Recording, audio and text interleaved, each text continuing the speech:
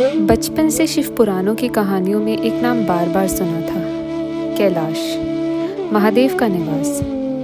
तब सिर्फ एक कहानी लगती थी, फिर धीरे धीरे वही कहानी मेरा सपना बन गई। हर बार कैलाश की तस्वीर देखकर बस एक ही ख्याल आता था, क्या कभी मैं भी कैलाश जा पाऊंगी? क्या भोले बाबा कभी मुझे भी बुलावा भेजेंगे? और फिर 2020 में वो हुआ जिसने सभी भक्तों को बहुत निराश किया। कोविड के बाद इंडिया और चाइना के बीच तनाव के बढ़ते यात्रा बंद हो गई। हर साल बस यही उम्मीद रहती थी कि अब यात्रा खुलेगी, और फिर finally after 5 years of wait 2025 में यात्रा फिर शुरू हुई और लगा शायद अब तो महादेव का बुलावा आ ही जाएगा।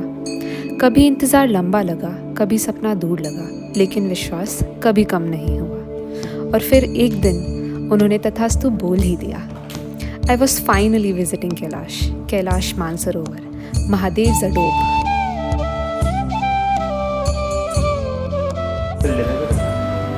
तो हमारी यात्रा शुरू होती है नेपाल से और हम फ्लाइट पकड़ के सीधा पहुंच जाते हैं काठमांडू। काठमांडू पहुंचकर हम यात्रा शुरू करने से पहले दर्शन करते हैं पशुपतिनाथ जी के। यहाँ आपको बहुत ही सुंदर पंचमुखी शिवलिंग जी के दर्शन होते हैं। क्या दर्शन थे, मज़ा आ गया। भोले बाबा से आज्ञा लेकर फिर हम पहुंचते हैं गुहेश्वरी, जो कि शक्तिपीठ है। बूढ़ा नीलकंठ में आपको दर्शन होते हैं अनंत स्वरूप विष्णु जी के।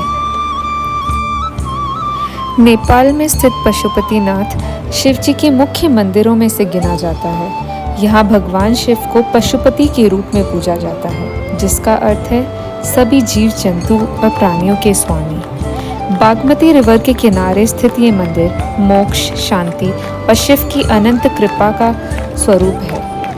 हर साल लाखों भक्त खासकर महाशिवरात्रि के अवसर पर यहाँ दर्शन के लिए आते हैं। यहाँ की भव्य आरती मानो हर किसी का मन मोह ले।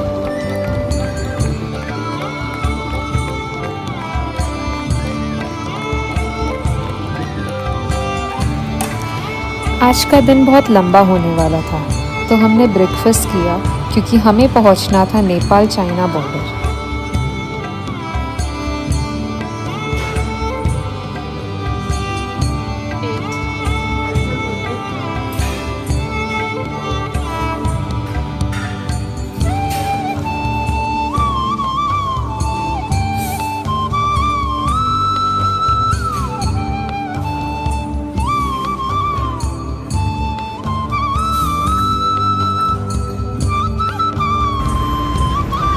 नौ से 10 घंटे की जर्नी के बाद हम पहुंच जाते हैं Timur. Timur Nepal China border के पास एक छोटा सा विलेज है। We woke up early as today was the day when we were crossing borders.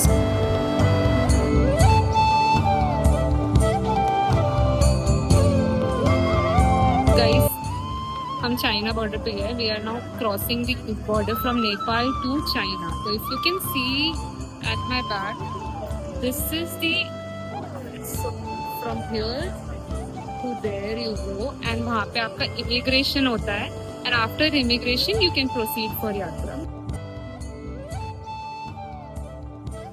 Guys, we have crossed the borders and we are in China now. चलिए चलते हैं बस की तरफ। ना छोड़ेंगे कभी हमारा साथ जी, ओ भोलेनाथ जी, ओ शंकरनाथ जी। After entering Tibet, our first stop was Kaerong city. We checked into our hotel rooms and rested. बहुत थकान हो गई थी। Next day, we did a quick stroll around the city and were off to our next destination, Saga.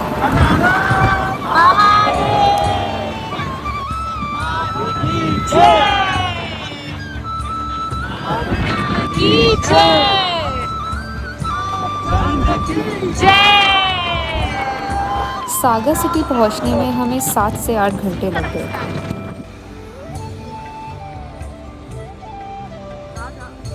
कैसे hello hi everyone, हम लोग saga पे हैं। Yes. आज जा रहे हैं मानसरोवर, वहाँ पे 2 दिन रुकना है।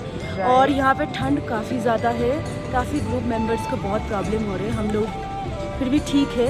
यस बूढ़े पे आप बूढ़ापन आने से पहले कैलाश कर लो, बिल्कुल, घुटने दर्द हो नहीं तो जाते हैं घुटने और कलीजे बाहर आ जाएंगे। एंड ये एक्सपीरियंस बोल रहा है, she has already done it once. Har Har Har Mahadev. Har Mahadev का।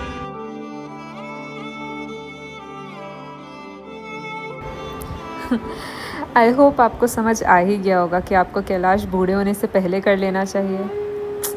एनीवेज, आज हम निकल गए थे मानसरोवर लेक की तरफ। ये जर्नी थोड़ी ज़्यादा लंबी होने वाली थी, इसमें 10 to 11 आवर्स लग गए।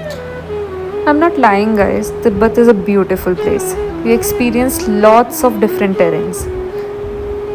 Cold deserts, snow-peaked mountains, all together. Beauty कुछ अलग ही थी। और यहाँ से आज हमें दर्शन होने वाले थे कैलाश के। Our first glimpse of Kailash. उनकी पहली झलक कैसे बयां करूं। बादलों से ढके कैलाश पर्वत के जब हमें दर्शन हुए, लगा महादेव ने खुद दर्शन दिए हैं। कुछ जगह सिर्फ देखी नहीं जाती, महसूस की जाती है। कैलाश सिर्फ एक माउंटेन नहीं, एक अनुभव है, एक बुलावा है, महादेव की कृपा का प्रमाण है। उस दिन लगा कि शायद भोले बाबा को भी मैं उतनी ही प्यारी हूँ जितने मुझे वो। अब से रोज़ हमें कैलाश पर्वत के दर्शन होने वाले थे। मैं तो बस यही बात सोचकर एक्साइटेड थी।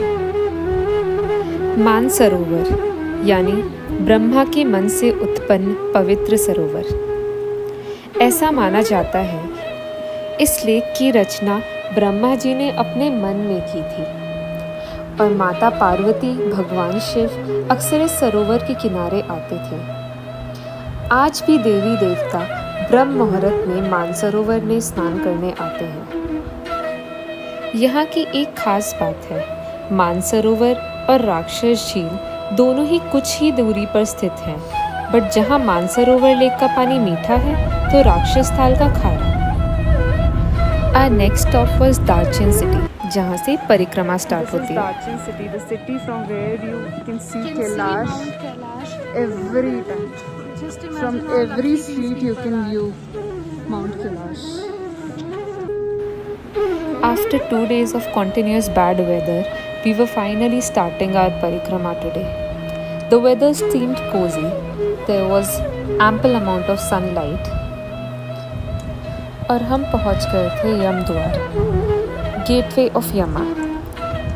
हिंदू परंपरा के अनुसार यम द्वार को पार करना जन्म और मृत्यु के भय से ऊपर उठने का प्रतीक है। यहाँ से भक्त अपने अहंकार, मोह माया और पुराने कर्मों को पीछे छोड़कर महादेव की शरण में प्रवेश करते हैं। हिंदू धर्म के अनुसार ये भगवान शिव और माँ पार्वती का दिव्य निवास है।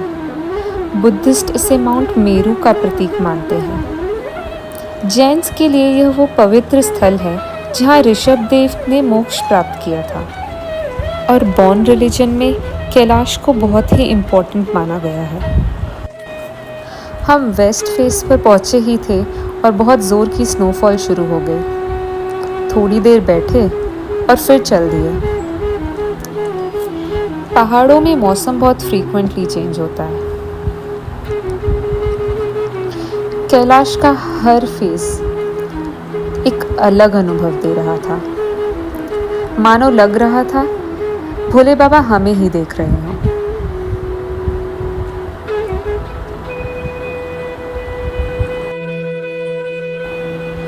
भोले बाबा ने अपने हर फेस के दर्शन हमें स्नोफॉल के साथ ही दिए थे। कैसा लग रहा है आपको? Starting from south to west and now north. इस साल